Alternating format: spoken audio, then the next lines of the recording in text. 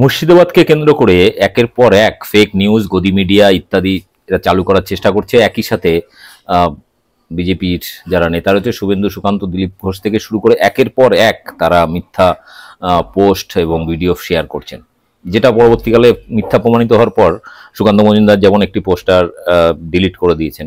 একই সাথে TV9, ABP আনন্দ তারাও এখন ভুল শুধরে ধীরে ধীরে গ্রাউন্ড রিপোর্টটা তুলে ধরছেন। এরকম একটা পরিস্থিতির মধ্যে আমাদের সাংবাদিকরা, আমাদের ডিজিটাল মিডিয়ার সাংবাদিকরা গ্রাউন্ড রিপোর্ট তুলে নিয়ে আসছেন। এর আগে প্রথম এবং দ্বিতীয় গ্রাউন্ড রিপোর্ট আপনাদের দেখিয়েছি, যেখানে হিন্দুদের বাড়িতে অত্যাচার হয়েছে। এবার দেখাবো গ্রাউন্ড রিপোর্ট 3, যেখানে মুসলিমদের বাড়িতে হামলা হয়েছে, আগুন ধরিয়ে দেওয়া হয়েছে, জিনিসপত্র লুটপাট করা হয়েছে। কারা করেছে, কাদের বিরুদ্ধে অভিযোগ? তারা বলছে পুলিশের ড্রেস পরে, BSF এর ড্রেস পরে, কিংবা BSF স্বয়ং এই কাজগুলো করছেন না, BSF এর পোশাক পরে RSS ছিল। কি বলছেন সেখানকার আক্রান্ত হওয়া, ঘর বাড়ি জ্বালিয়ে দেওয়া মুসলিম সম্প্রদায়ের মানুষ, সেটা দেখাবো। একই সাথে এর সাথে একটা জুড়ে দিই, সেটা হচ্ছে ওখানকার একজন হিন্দু সাংবাদিক সম্মেলন করে সরাসরি অভিযোগ করেছেন নাম ধরে ধরে বিজেপি নেতাদের বিরুদ্ধে, যারা সম্প্রীতি মিছিল করার জন্য ওই হিন্দুর উপরে আক্রমণ করেছিল, তার বাড়ি ভাঙচুর করেছিল। দেখুন দুটো রিপোর্ট, এক আক্রান্ত মুসলিমরা কি বলছেন সেটা, আর আক্রান্ত হিন্দু বিজেপি নেতাদের বিরুদ্ধে কি বলছেন সেটা। ব্যাপক শেয়ার করুন, মুখোশ খুলে দিন বিজেপি, শুভেন্দু, সুকান্ত এবং গদি মিডিয়ার। আর আমার চ্যানেল বং নিউজ লাইভ সাবস্ক্রাইব করে রাখুন পরবর্তী রিপোর্টের জন্য। সব অবৈধ হাতিয়ার নিয়েছে অনেক রকমের। মেয়ে ছেলেকে 3 তলা রুম থেকে বার করে টানছে, পিটছে, বাচ্চারা রুমে থাকছে, এই বড় বড় গ্যাস ফেলছে। বাচ্চারা মরবে না, আপনা মনে তো মরে যাবে। এরকম করে অবৈধ মারবে মেয়ে ছেলেরাও? কারা ছিল? লোক ছিল এগুলো সব। এমনি বিজেপিরা কাজের নকল ড্রেস পরে পাঠিয়ে দিয়েছে, পায়ে জুতো পরে থাকবে, ড্রেস থাকলে তো পায়ে স্যান্ডেল কেনা আছে, হাওয়া স্যান্ডেল কেনা পরে থাকবে ওরা। অবৈধ হাতিয়ার নিয়েছে সাধারণ এগুলো। BSF ড্রেস পরেছিল? হ্যাঁ, BSF ড্রেস পরে, পায়ে জুতো পরে থাকবে ওরা, বড় বড় পায়ে স্যান্ডেল কেনা পরে আছে হাওয়ায়। ওরা এগুলো ছড়েছে, এগুলো ছড়েছে। বাচ্চা নিয়ে আছে 1.5 বছরের, 1 বছরের বাচ্চার কত ক্ষতি হচ্ছে। কখন ছুটে? 4টার দিকে। গত রাত 4টার সময়? হ্যাঁ, কালকে 4টায় ঢুকেছে সব। 3 তলা রুমে উঠে BSF এর কোনো দিকে মোটরসাইকেল উপরে চালিয়ে ফেলে দিচ্ছে, এমন করে বাচ্চারা খেলে পিটছে, মারছে। একটা মহিলা নিয়ে চলে গেছে। হ্যাঁ, মহিলাকে নিয়ে জানে, আমাদের ছেলেকে তুলে নিয়ে গেছে বাড়ি থেকে, আমাদের সামনে এমন করে পিটাচ্ছে ছেলেটাকে। গুলি করেছে আমাদের পাশের বাড়ির, আমার ছাদের উপর থেকে নিয়ে গেছে। ওরা সব বিজেপি লোক আছে, এগুলো সব সাজিয়ে নিয়ে এসছে এখানে। নকল আছে সব, এগুলো নেই, আসল নেই এগুলো সব। আমার নাম আছে পলি খাতুন। কোথায় জায়গাটা? হিজলতলা, মাঠপাড়া। ওরা এলো দিয়া বাড়িতে, বাড়ির ব্যাগে ঢুকে গেল, বাড়ির কপাট নাই, বাড়িতে ঢুকে গেল, ঢুকে যে আমরা পেলিয়ে গেছি জানেন ভয়ে, ছেলে ফিরে লিয়া মালালছি কোন দিকে। ওরা এসছিল মোটামুটি 1 গাড়ি, 2-3 গাড়ি এসছিল, 20-25 30 জনের মতন ছিল। দিয়া ঘরে গুলি মেরেছে, দিয়ে আগুন লাগিয়ে দেয়, বিছান কাজটা, টাকা, মোবাইল। আমার বাড়ি ঘর ঝুলিয়ে দিয়ে যাবো ভাই। আমার কাকার বাড়িতে গুলি করেছে, পেটে লাত মেরেছে, BSF মেরেছে। আপনার অনেক টাকা পয়সা ছিল, এই যে দেখেন টাকা গেলা পুড়েছে, ঘরের ভিতরে দেখতে পারেন। আমার বিছান কাঁচা সব পুড়িয়ে দিয়েছে, খাওয়ার কিছু নাই। কি নাম আপনার? আমার নাম মিঠুন। কোন জায়গা এটা? হিজলতলা 14 নম্বর ওয়ার্ড। ঘটনা তো আমরা BSF দেখলাম, BSF এর ভয়ে আমরা ঘরের ভিতরে লুকিয়ে গেলাম, ভয়ে আমরা ঘরের ভিতরে লুকিয়ে গেলাম। এবারকার ওই 3টা বাক্সতে আমার টাকা ছিল, বেটির বিয়ের লেগে রেখেছিলাম 50,000, আর মালার কানের এই থেকে 3টা বাক্সর যত সামান ছিল সবটি পুড়িয়ে দিয়েছে। আমার দোকানে ওই যে 50,000 টাকার মাল ছিল, দোকানটা দেখেন কি করেছে, সব শেষ করে দিয়ে পুড়িয়ে ছাই করে দিয়েছে। আমার পুরা দোকানের মাল সব শেষ করে দিয়েছে, 50,000 টাকার মাল ছিল, গরিব মানুষ করে খাইছিলাম, ওটাকে আমাকে শেষ করে দিয়েছে দোকানে। আর বেটির বিয়ের লেগে 50,000 টাকা রেখেছিলাম, আর মালা আর কানে এটি দেখতে পাই না, সব পুড়িয়ে দিয়েছে, ছাই করে দিয়েছে। ওখানে BSF এরা কতজন মতো এসেছিল? BSF এরা মোটামুটি তো 15-16 জন ছিল, 15-16 জন BSF ছিল। জয় শ্রীরাম করছে আর গাইল দিচ্ছে, বাড়ি থেকে আমরা ভিতরে শুনতে পাচ্ছি। আমরা জানের ভয়ে আমরা হারাইনি। অন্য বাড়ি গেলা কিছু ক্ষয়ক্ষতি করেছে, আমার ভাতিজাকে একটা গুলি মেরে দিয়েছে। কারা গুলি মেরেছে? ওটা ওই BSF এরা। এটা কোন জায়গা? এটা দিতে আমার হিন্দু ভাই আমাকে মারে। কোন গীতাতে লেখা আছে কি একটা শান্তির বার্তা দিতে হিন্দু ভাইকে টর্চার করো, ফায়ারিং করো? 5টা গুলি আমার বাড়িতে চার্জ করেছে। আপনার বাড়িতে? হ্যাঁ, আমার বাবা ওই গুলির আওয়াজে অসুস্থ হয়ে অজ্ঞান হয়ে পড়ে আছে। আমার বাড়িতে ফ্যান লাইট সব উধাও করে নিয়েছে। মোটামুটি বিজেপির কর্মীরা যারা এখানে প্রবীর শাহ নেতৃত্বে, ও হচ্ছে মেন খেলোয়াড়। প্রবীর শাহ ছিল, রঞ্জিত দাস ছিল, নবদাস ছিল। কথাটা হলো এলাকাতে একটা অশান্তি চলছে সাম্প্রদায়িক বার্তা নিয়ে। এই নিয়ে কিছু শিক্ষক, কিছু বুদ্ধিজীবী মানুষ আমরা সঙ্গে থেকে একটা শান্তি মিছিলের বার্তা মানে মিটিং করেছিলাম সকালে হাই স্কুলে, আলীনস্করপুর হাই স্কুলে।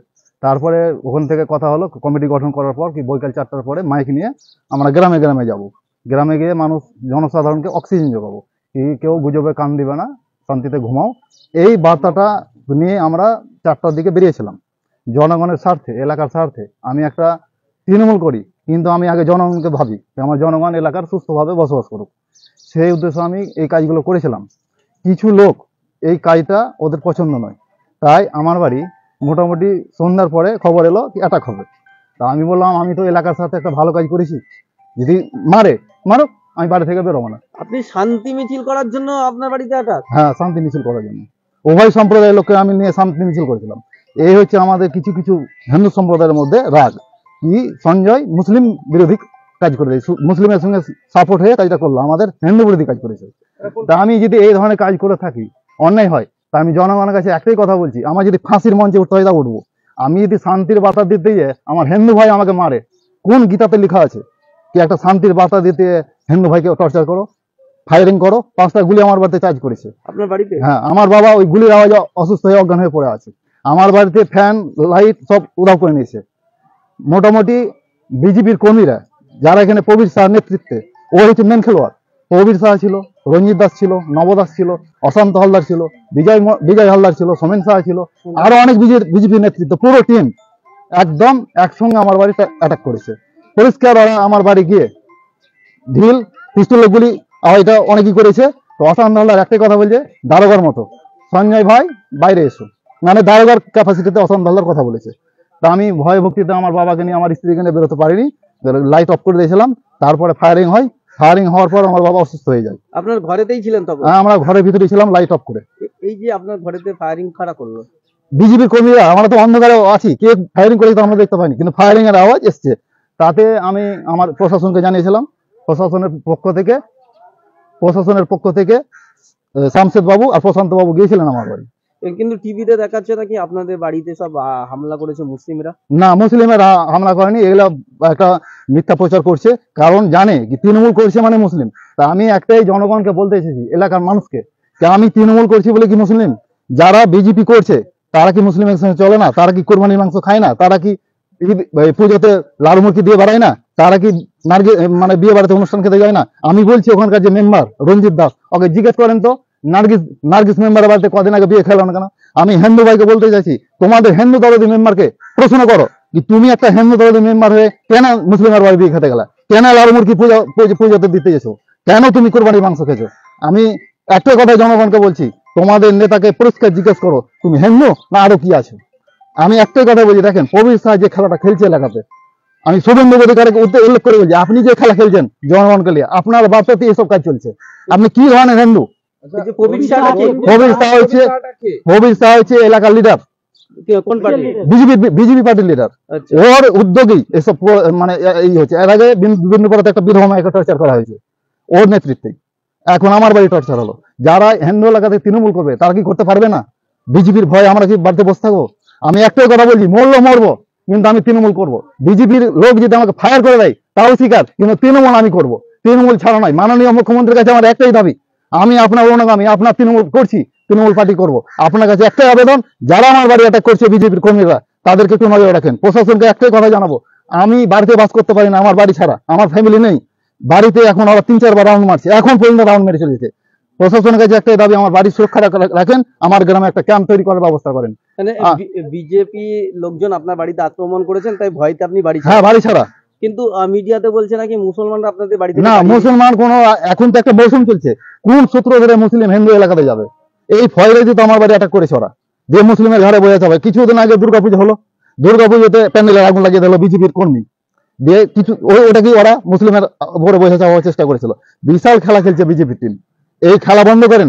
আমি চাইছি, আমরা পার্টি করছি, রাজনীতি করছি, কিন্তু জনসাধারণের জীবন খেলাটা বন্ধ করেন। আমি শুভেন্দু অধিকারী একটা কথা বলছি, আপনি পার্টি করবেন করেন, জীবন খেলা করেন না। জীবন লিয়া খেলা করে না, জনগণ শেষ হয়ে গেল। এই সাম্প্রদায়িকতা লাগার কারণ হচ্ছে শুভেন্দু অধিকারী। ওর উস্কানিতে এলাকাতে সাম্প্রদায়িকতা তৈরি হয়েছে। আমার একটাই দাবি, আমরা সুরক্ষিত ভাবে যেন এলাকাতে বাস করতে পারি, জনগণ সুস্থভাবে বসবাস করতে পারে, হিন্দু মুসলিম ভাই ভাই একত্রে চলাফেরা করতে পারি, তার সুব্যবস্থা প্রশাসনকে আমি অনুরোধ করছি, আবেদন করছি, এই ব্যবস্থা আপনারা করে দেন। আমি জানি বাড়ি ঢুকতে পারি, বাড়ি ছাড়া এখন আমি। আপনার নাম? সঞ্জয় কুমার দাস, বাড়ি কোথায় আপনার? আলী লস্করপুর, শামসানগঞ্জ।